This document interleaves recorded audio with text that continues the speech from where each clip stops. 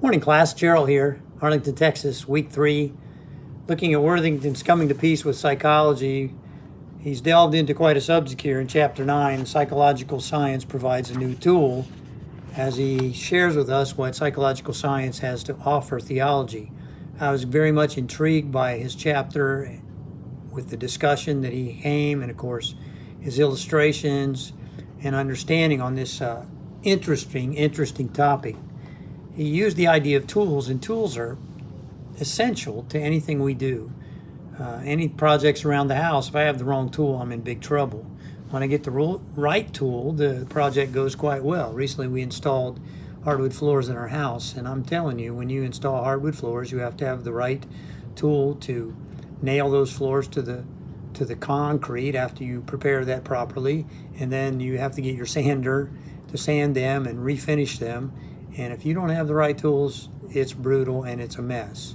And so what he has done is shown how the tools in society have progressed in all of these fields. I mean, we have the MRI machine we use in medicine.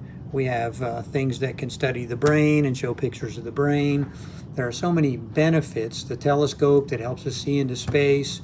And all these things are excellent. The man has created them, but it enhances, as he called, the senses so that we can know things better, and essentially we can know God better.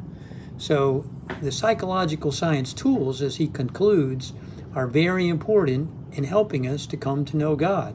And I love this fact because when I started in theology school as a young lad, I was not exposed to these tools, nor was I aware of them.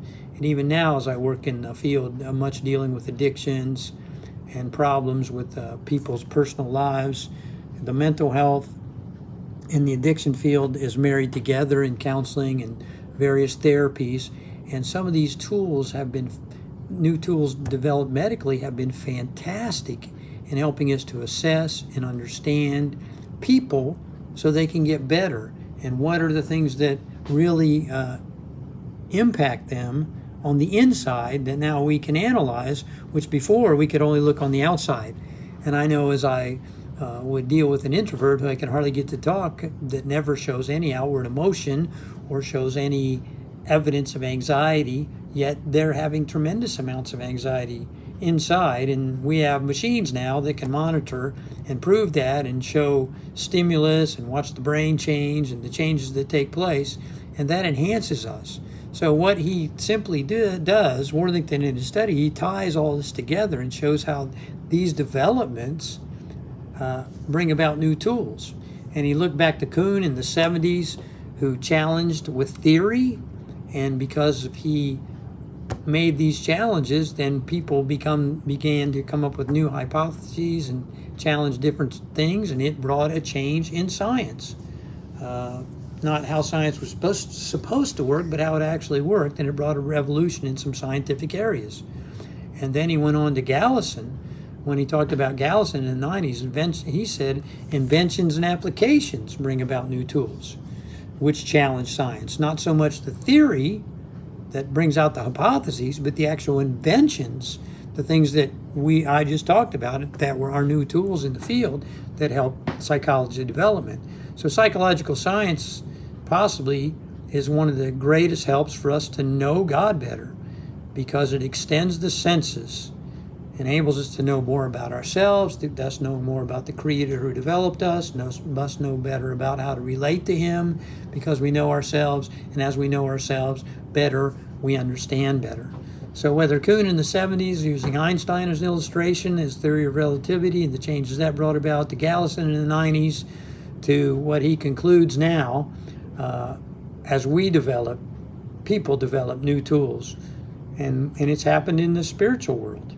We have better devotional methods and practices, new worship methods that have enhanced our worship.